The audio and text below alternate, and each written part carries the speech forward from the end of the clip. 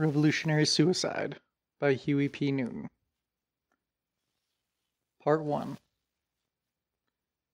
During those long years in the Oakland public schools, I did not have one teacher who taught me anything relevant to my own life or experience. Chapter 1. Beginning of quote. Many migrants like us were driven and pursued, in the manner of characters in a Greek play, down the paths of defeat. But luck must have been with us, for we somehow survived. End quote. Richard Wright, Preface to Black Metropolis. Section. Starting out. Life does not always begin at birth. My life was forged in the lives of my parents before I was born, and even earlier in the history of all black people. It is all of a piece.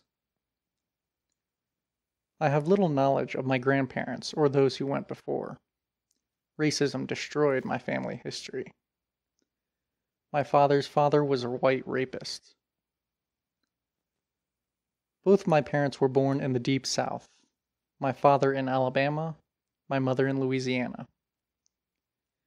In the mid-30s, their families migrated to Arkansas, where my parents met and married.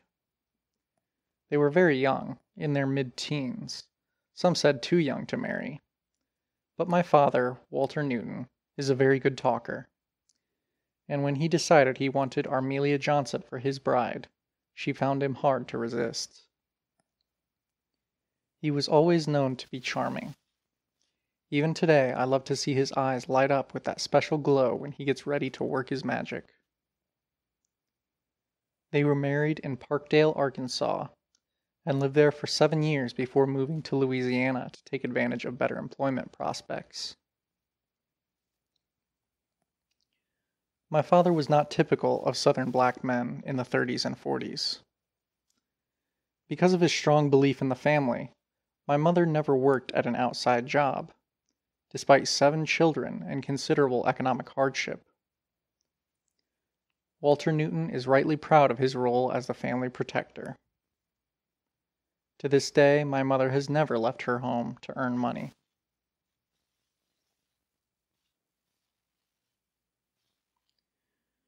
My father believed in work. He worked constantly, in a variety of jobs, usually holding several at one time to provide for us. During those years in Louisiana, he worked in a gravel pit, a carbon plant, in sugar cane mills, and sawmills. He eventually became a railroad brakeman for the Union Sawmill Company. This pattern did not change when we moved to Oakland. As a youngster, I well remember my father leaving one job in the afternoon, coming home for a while, then going to the other. In spite of this, he always found time for his family. It was always high-quality time when he was home. In addition, my father was a minister. He pastored the Bethel Baptist Church in Monroe, Louisiana, and later assisted in several of the Oakland churches. His preaching was powerful, if a little unusual. The Reverend Newton planned his sermons in advance and announced the topic a week early, but he never seemed able to preach the sermon he had chosen.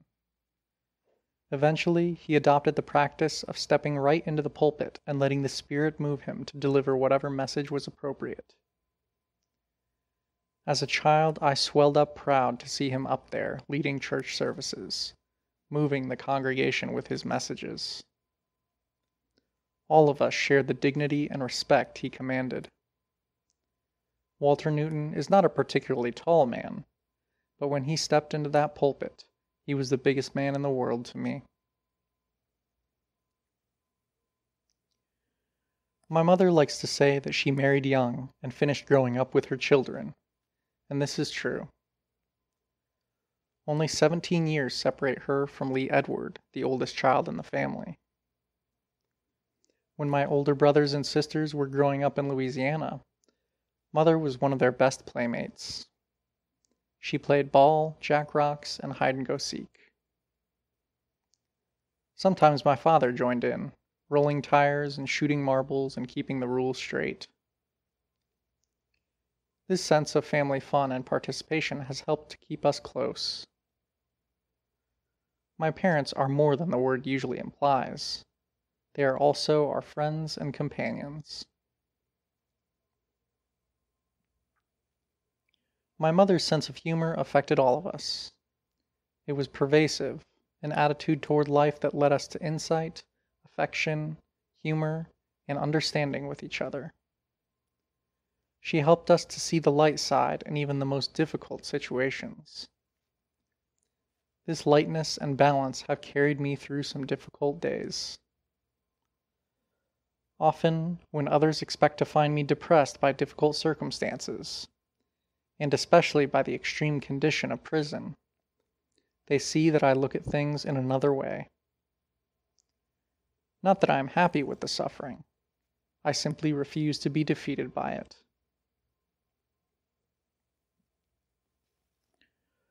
I was born in Monroe, Louisiana, on February 17, 1942, the last of 7 children. Like other black people of that time and place, I was born at home. They tell me that my mother was quite sick while she carried me, but mother says only that I was a fine and pretty baby. My brothers and sisters must have agreed because they often teased me when I was young, telling me I was too pretty to be a boy, that I should have been a girl. This baby-faced appearance dogged me for a long time, and it was one of the reasons I fought so often in school. I looked younger than I actually was, and soft, which encouraged schoolmates to test me. I had to show them. When I went to jail in 1968, I still had the baby face. Until then, I rarely shaved. My parents named me after Huey P. Long, the former governor of Louisiana, assassinated 7 years before I came along. Even though he could not vote, my father had a keen interest in politics and followed the campaigns carefully. Governor Long had impressed him by his ability to talk one philosophy while carrying out programs that moved Louisiana in exactly the opposite direction. My father says he was up front, quote, looking right into his mouth, when Huey P. Long made a speech about how black men in the hospitals, out of their minds and half naked, had to be cared for by white nurses. This was, of course, unacceptable to Southern whites, and therefore a number of black nurses were recruited to work in Louisiana hospitals. This was a major breakthrough in employment opportunities for black professionals. Huey Long used this tactic to bring other beneficial programs to blacks. Free books in the schools, free commodities for the poor, public roads and bridge construction projects that gave blacks employment. While most whites were blinded by Long's outwardly racist philosophy, many blacks found their lives significantly improved. My father believed that Huey P. Long had been a great man, and he wanted to name a son after him.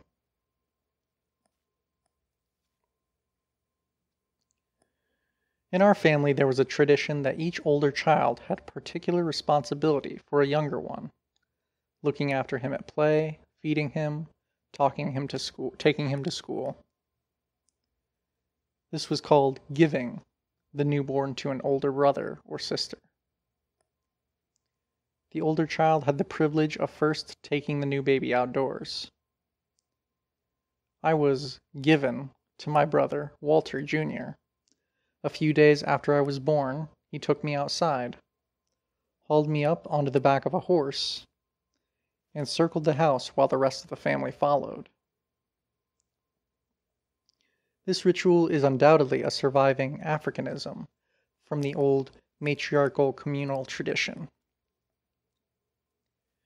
I do not remember that or anything else of our life in Louisiana. Everything I know about that time I learned from the family. In 1945, we followed my father to Oakland when he came west to look for work in the wartime industries. I was 3 years old. The great exodus of poor people out of the South during World War II sprang from the hope for a better life in the big cities of the North and West. In search of freedom, they left behind centuries of Southern cruelty and repression. The futility of that search is now history. The black communities of Bedford-Stuyvesant, Newark, Brownsville, Watts, Detroit, and many others stand as testament that racism is as oppressive in the North as it is in the South. Oakland is no different. The Chamber of Commerce boasts about Oakland's busy seaport, its museum, professional baseball and football teams, and the beautiful sports coliseum. The politicians speak of an efficient city government and the well-administered poverty program.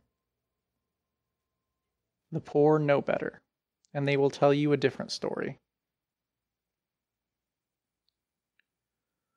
Oakland has one of the highest unemployment rates in the country, and for the black population it is even higher. This was not always the case. After World War I, there was a hectic period of industrial expansion, and again during World War II, when government recruiters went into the South and encourages thousands of blacks to come to Oakland to work in the shipyards and wartime industries. They came and stayed after the war, although there were few jobs and they were no longer wanted.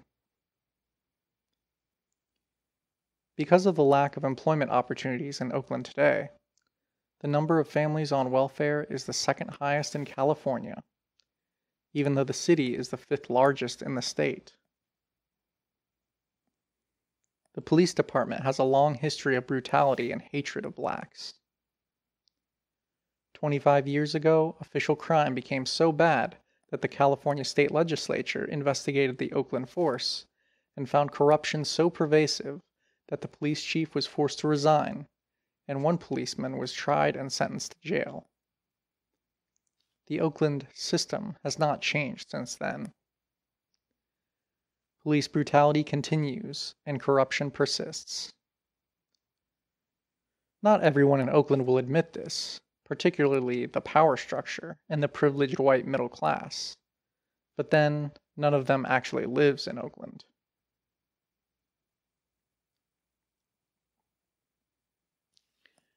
Oakland spreads from the northern border of Berkeley, dominated by the University of California with its liberal to radical lifestyle, south to the Port of Oakland and Jack London Square, a complex of mediocre motels, novelty shops, and restaurants with second-rate food. To the west, 8 miles across the bay, spanned by the San Francisco-Oakland Bay Bridge, is a metropolitan San Francisco. To the east is a lily-white bedroom city called San Leandro. There are two very distinct geographic Oaklands, the flatlands and the hills. In the hills, and the rich area known as the Piedmont, the upper middle and upper class, the bosses of Oakland, live. Among them, former United States Senator William Knowland, the owner of the ultra-conservative Oakland Tribune, Oakland's only newspaper. His neighbors include the mayor, the district attorney, and other wealthy white folks, who live in big houses surrounded by green trees and high fences. The other Oakland, the Flatlands, consists of substandard income families that make up about 50% of the population of nearly 450,000. They live in either rundown, crowded West Oakland or dilapidated East Oakland, hemmed in block after block, in ancient, decaying structures, now cut up into multiple dwellings. Here the majority of blacks, Chicanos, and Chinese people struggled to survive. The landscape of East and West Oakland is depressing. It resembles a crumbling ghost town, but a ghost town with inhabitants, among them more than 200,000 blacks, nearly half the city's population. There's a dreary, gray monotony about Oakland's flatlands, broken only by a few large and impressive buildings in the downtown section. Among them, significantly, the Alameda County Courthouse, which includes a jail, and the Oakland Police Headquarters building, a 10-story streamlined fortress for which no expense was spared in its construction. Oakland is a ghost town in the sense that many American cities are. Its white middle class has fled to the hills, and their indifference to the plight of the city's poor is everywhere evident.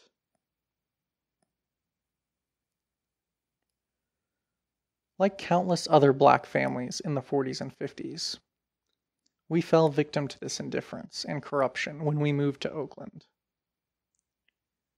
It was as difficult then as it is now to find decent homes for large families, and we moved around quite a bit in my early years in search of a house that would suit our needs. The first house I remember was on the corner of 5th and Brush Streets in a rundown section of Oakland. It was a 2-bedroom basement apartment, and much too small to hold all of us comfortably. The floor was either dirt or cement. I cannot remember exactly. It did not seem to be the kind of floor that regular people had in their homes. My parents slept in one bedroom, and my sisters, brothers, and I in the other. Later, when we moved to a 2-room apartment at Castro and 18th Streets, there were fewer of us.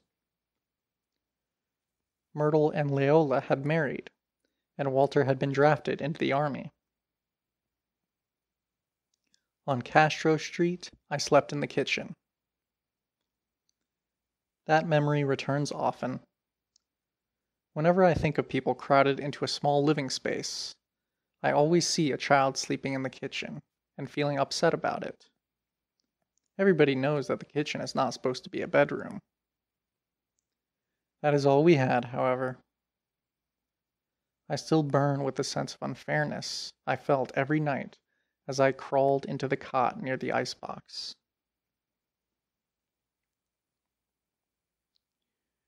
We were very poor, but I had no idea what that meant. They were happy times for me. Even though we were discriminated against and segregated into a poor community with substandard living conditions, I never felt deprived when I was small. I had a close, strong family and many playmates, including my brother Melvin, who was 4 years older than me. Nothing else was needed. We just lived and played, enjoying everything to the fullest. Particularly the glorious California weather, which is kind to the poor. Unlike many others I knew, we never went hungry, although our food was the food of the poor. Kush was standard fare. Kush was made out of day-old cornbread mixed with other leftovers, such as gravy and onions, spiced very heavily and fried in a skillet. Sometimes we ate kush twice a day, because that was all we had.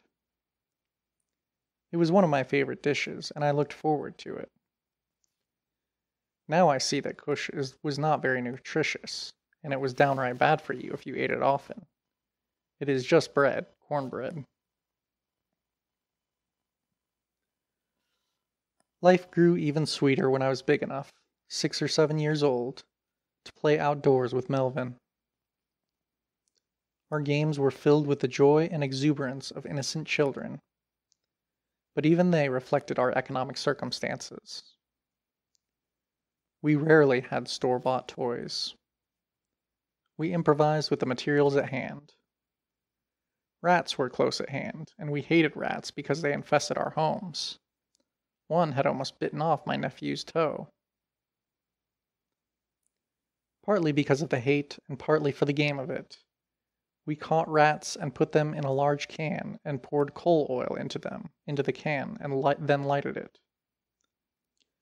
The whole can would go up in flames while we watched the rats scoot around inside, trying to escape the fire, their tails sticking straight up like smoking gray toothpicks.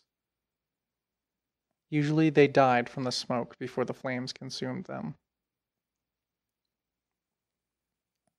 We also despised cats, because we were told that cats killed little babies by sucking the breath out of them. We tested the tale about cats always landing on their feet. When we caught cats and took them to the top of the stairs and hurled them down, they would land on their feet most of the time. Dirt was a favorite toy. We used it to play at being builders. The roof of the house was our building site. We would climb up there and pull up the dirt-filled buckets behind us with rope, hand over hand, to the top of the house, and then dump the dirt down on the other side. There were no swimming pools near us, but when we got a little older we began to wander down to the bay with the other kids and go swimming off the pier in the dirty water. Dirt, rats, cats. These are the games and toys of the poor, as old and cruel as economic reality.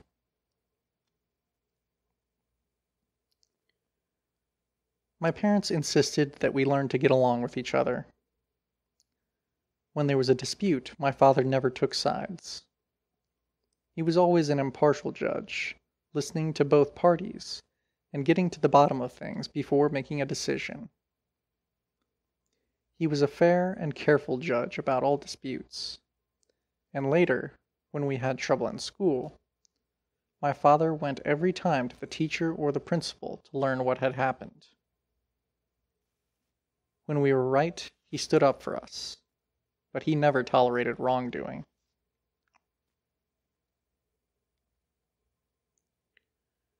We were not taught to fight by our parents, although my father insisted that we stand our ground when attacked.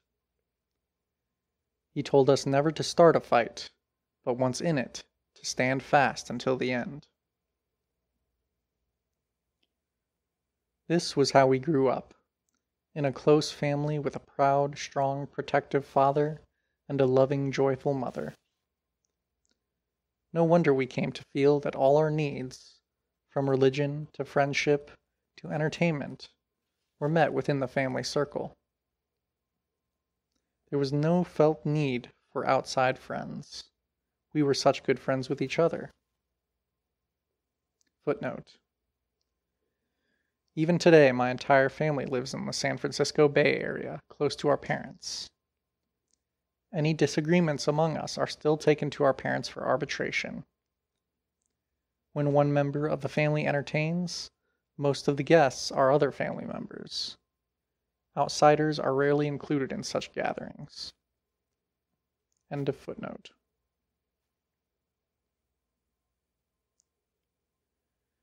In this way, the days of our childhood slipped past. We shared the dreams of other American children. In our innocence, we planned to be doctors, lawyers, pilots, boxers, and builders. How could we know then that we were not going anywhere? Nothing in our experience had shown us yet that the American dream was not for us. We too had great expectations. And then we went to school. End of chapter 1.